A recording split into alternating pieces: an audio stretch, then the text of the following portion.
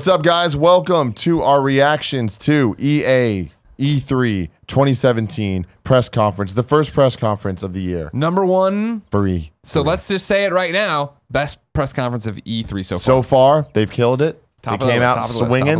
Now, is this branded a Gamescast? Is this a Gamescast thing? This, I guess, technically, it goes up on the Gamescast feed. Yes. So, hey, Gamescast listeners, what's up? How you doing? Good to see you. Thanks for having us. Initial thoughts.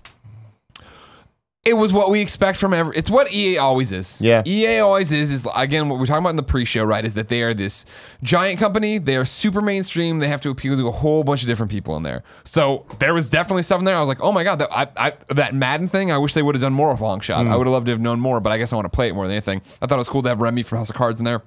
I think it's cool to bring in that NBA Live, like, or not NBA Live, NBA 2K, like my career moment, you know, like a story behind it. I'm like, all right, that sounds interesting. I want to know more about that. I thought they did a good job of teasing Battlefront up front, telling you you get back to it 30 minutes later, which sounded great in the beginning. Then we got the 30 minutes. We're like, that wasn't great. That was not a good idea. And then you get into stuff that's going to be hit or miss for people, right? Where it's like Battlefield 1 was like talking to your Battlefield 1 audience, which isn't us necessarily. We like the single player stuff. It seems like we're getting more, so FIFA, that's good. The only note I have for FIFA is whatever, because FIFA's not my game, right? Need for Speed looked interesting. I think for me, standout game that they showed here that I can't wait for is A Way Out. Looks awesome. And then you keep going, right? Where it goes like Anthem was way too brief a tease, I think, and not to mention that with all due respect to BioWare, who I think is an incredibly talented studio, to come off of what you're doing with Andromeda, to give that little bit of a thing and not really be like, hey, full force, we're hitting it. I know they teased it. They said it's going to be tomorrow. When we get everything from Microsoft. They're going to be at the Microsoft event. I understand all that. Same thing, though, then in NBA Live, whatever. And then Star Wars back to it. Janina did a great presentation. Loved the trailer. Just thought the gameplay went on too long. Yeah, exactly. I honestly think that this was a pretty good conference for EA. Yeah. It wasn't a good conference overall because it's still very traditional in how they do things. Sure. But I think that they kind of cut a lot of the shit that I really don't like about their conferences. And overall, they kept things moving. And yeah, there was a lot of sports, but we knew there was going to be a lot of sports. Before the show, I was saying that there's nothing that Madden or any of these things can do to impress me. I was wrong. That Madden story mode thing, what was it called? Long Shot? Yeah, Long Shot. It does look pretty cool. Obviously not for me, but I'm happy that it's not just the same game again with a different number at the end, right? 100%. They're really trying something different. So that is very cool. Yeah. We've seen so much about the single player already for Battlefront. Obviously, that's very exciting. To finally see the multiplayer, I mean, damn, this game is beautiful. Right. That's the big takeaway. Can't wait to play it. I'm happy that everyone was upset when Battlefront 1 came out because it was lacking content. This seems to be addressing that problem by far. Not and to mention the biggest making a promise for all free DLC. That's huge. Yeah, they're doing the right things. They're saying the right things. I think it was just that it's the same problem you run into. I think you, on the actual live show, you made the comment that, you know, Nintendo does it where they show you everything and then they do the treehouse where they play it. I felt like, yeah, Battlefront multiplayer would have been, I would have rather had single player trailer, multiplayer trailer. And all right, guys, that's the end of our conference. You can keep watching right here where we're going to play 30 minutes of Battlefront. And I'm like, oh, that's different. And they usually do that. They did that last year with Battlefield. So it was a little weird to have that as part of the conference, but I guess it's semantics. Like, what does it really matter? Exactly. But yeah, watching it was cool. The gameplay obviously looks great. Going through it, I agree with you. A Way Out looks like the greatest thing ever. Well, I mean, I'm just fascinated to see A Way Out get it. You know, they talked about it. It's from the developers behind Brothers, Joseph over there. It's one of the EA originals, which, you know, they're pushing and trying to get behind these indie things. I thought it was interesting. They said, you know, they've had 100 people like submit games. A lot of things are standouts. This is one of them. What surprised me the most about A Way Out is how good it looked. Because with all due respect, when you think EA and an originals, right? Yarny looked really good, right? Just, you could tell by demoing it and watching it, it didn't seem like it was going to be that long of a game. Yeah. A Way Out looks really good. It looks pretty much AAA, if maybe just double, you know what I mean? Like, that's right. It looks better than if I was to tell you, oh, these guys are making, like the people who made Brothers, which was a great game, but not like visually stunning in terms of, that looked like Mafia. It looked realistic on that level. So to hear that... Toned down a bit. But I think that actually is part of the appeal. Sure. Like, I like something that they were saying that I really liked was that the whole gameplay is you're trying to not do the same thing twice, where every moment you're in is really thinking about that scenario and how to make that scenario fun and to keep the players on their toes and trying to figure it out. And I like that because that is a new idea. Usually people don't like that because it's like we talk about a lot with like bosses at the end of games where they introduce new mechanics and it's like, no, we know how to play this game. Why are you changing this up? And now all of a sudden it's a shoot 'em up. But I feel like with this, when that's the point of it, where it is trying to figure out moment to moment what the mechanic is and how to go about it. That's really cool. Well, especially because of the way they're designing it, right? And this is the thing. I think it's EA, again, money where their mouth is, what I was talking about in the pre-show, right? Of like, hey, we understand we're EA and we make a lot of money and we do all this stuff a lot of people don't like. We do a lot of stuff you do like. We're going to take that money. We're going to reinvest it in cool, novel ideas. Yarny was one of them, to sit here and be like, all right, cool. This is a co-op game. It will be played in split screen, period. Whether you're playing online or you're playing on couch. And you should play on couch. That's the best way to play it. We're going to have it shout do this. out to couches. We're going to, Joseph with the big shout out to couches. Never needed to know it.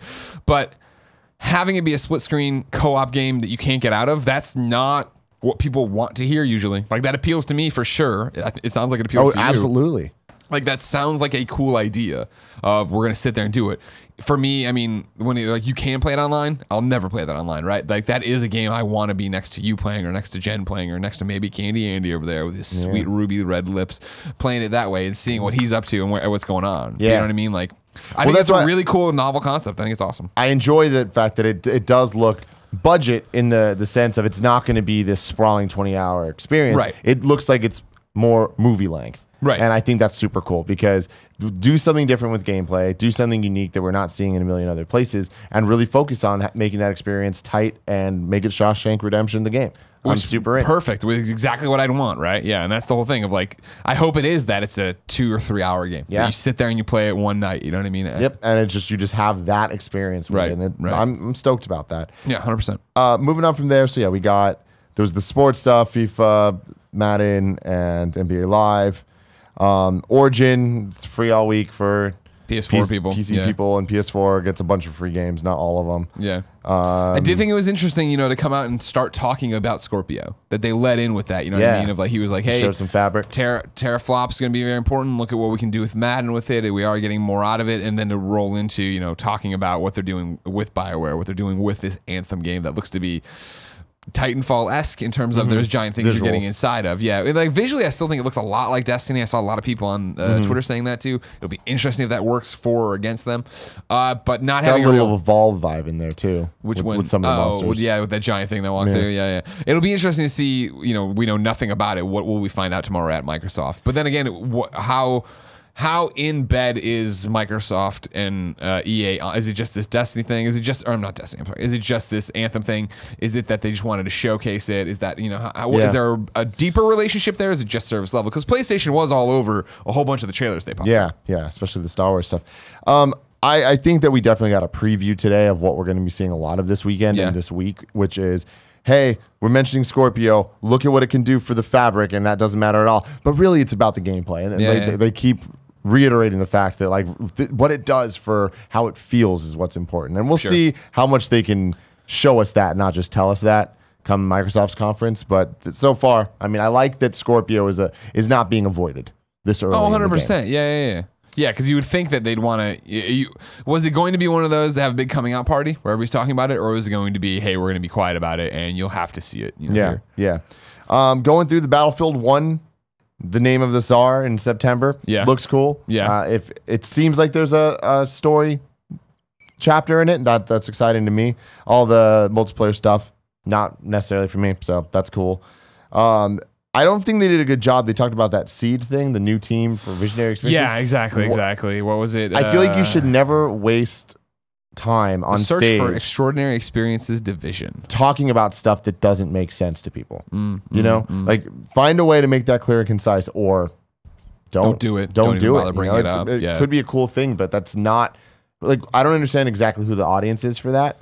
I feel like if you're trying to talk to people that would be part of it, to developers, there's a place better than your E3 press conference. I feel like it was just, if I understood it correctly, it was just walking into it really awkwardly, because it should have been, hey, we're on the lookout for something. We've done this thing called Seed. We've opened up. It's part of it. It ties into EA Originals. One of the things we found is a way out. We're working with these. You know what I mean? Like, give it more of a narrative than tacking on at the end, because it's a cool idea. Yeah, I like the idea that they were talking that there's this team that's going around trying to find the best games out there. Yeah. Okay. And I mean, not to go back to it again, but the EA Originals we were talking about in the pre-show, I think that it's such a great program, and Yarny was a good step forward, not necessarily the best game ever, but that I like that they were taking a chance on that and giving time during the press conference to talk about it and to pave the way for things like A Way Out, because this looks awesome. This looks like a type of game that we haven't gotten in years. So that's super exciting. Need for Speed.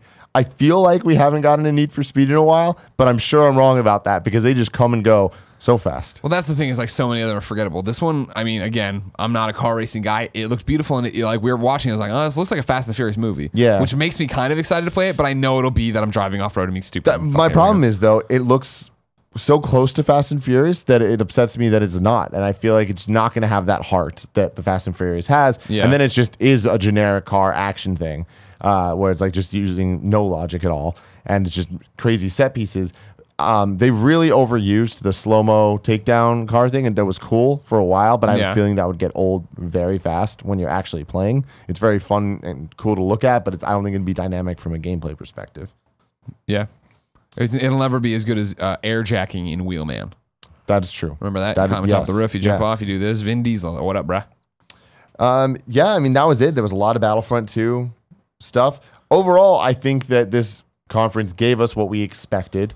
I think that it delivered in the things that we didn't know, which were A Way Out and Anthem. Yeah. So, I mean, at least those were the two unannounced games. Those were the two unannounced things that and those are the two 8. exciting things of the conference. So I think they did good there. Obviously, it's sad to not see the big ones, the Skate 4s or the big surprises. I told you not to dream. Everybody wants. Don't dream like that. You got to keep dreaming. Apparently, you can only dream at PlayStation conferences, and then those come true. But everywhere else, it's just going to be what you think it's going to be. But that's the thing, too, is we didn't see any VR for Star Wars, a Star Wars experience. I have a feeling maybe still think that'd be PlayStation VR. Yeah, this would be at PlayStation. So that's pretty cool.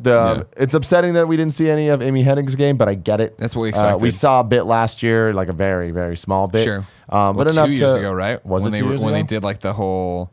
Them like walking on Tatooine. Exactly, yeah. I thought that... I don't remember. I don't remember.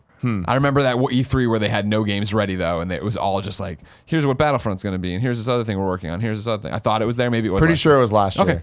But anyways, that's something, right? Like just knowing that it's there and that they're not showing it, I think shows that they're focusing on Battlefront. And while we wanted the Star Wars sandwich, I think it does make sense from a marketing perspective to double down on Battlefront, especially because it is kind of 2 games in one with the single player and multiplayer and how different they are. Sure.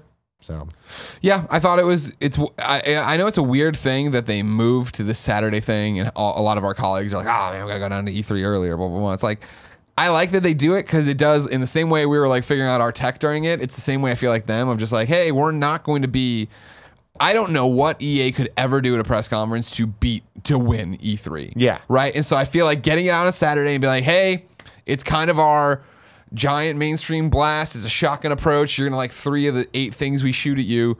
Let's just get it here, get it out of the way, and get you on the road to E3 of what it's actually going to be. Yeah, and I'm honestly impressed that they didn't show a bunch of bullshit. You know, we didn't get the Garden Warfare 3. We didn't get the mobile game 30-minute section and stuff. And the Battlefront thing was slow, but it's Battlefront. Yeah. Exactly. And that's the thing, is like the people who are super into Battlefront, which there's a vast audience for, we're super into it. Yeah. And we were like, it's beautiful, it's cool. Kevin, are we going to play this? Yeah, we're going to play it. Like, it wasn't like it was a turn off to us. It's just like, I don't want to just play. We were jumping around so much, right? Like, well, what do I want to see? Yeah. I'm looking at the chat trying to see if anybody has any other input on this, but I think that was kind of the conference in a nutshell. Sure. Turtles in a half shell. Conference power. TechnoCruncher says they better show Anthem gameplay and story at Microsoft conference. I think that's a big part of it from what they, that seemed what they alluded to. But yeah, I enjoyed it. Yeah, no, I mean, I think it's a fine conference. Good start to E3. Definitely not the hypest conference we've ever seen. Sure, but definitely not the worst conference. Definitely not the worst year. EA conference. Exactly, way better than last year. So cool. We're off to a pretty decent start, ladies and gentlemen. We're going to be right here on twitch.tv/kindoffunnygames for all of the E3 press conferences, or you can watch them whenever you want on youtube.com/kindoffunnygames or on podcast services across the globe. But don't do that. Come hang out with us on Twitch. Yeah, it's 30-minute pre-show before every conference. We'll watch along with the conference, post shows like this after the conference, then reactions that'll go up on YouTube and stuff if we have them. Are we reacting? You want to put any trailer reactions? We'll figure it out. I think that's covered. I don't know. I definitely want you to go to youtube.com/kindoffunnygames right now and watch the 4-hour drunken Emily is Away 2 Let's Play. Yeah. One of the best things we've ever done.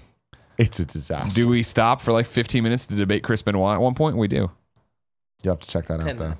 10 minutes? My apologies. We'll see you tomorrow at 2 p.m.?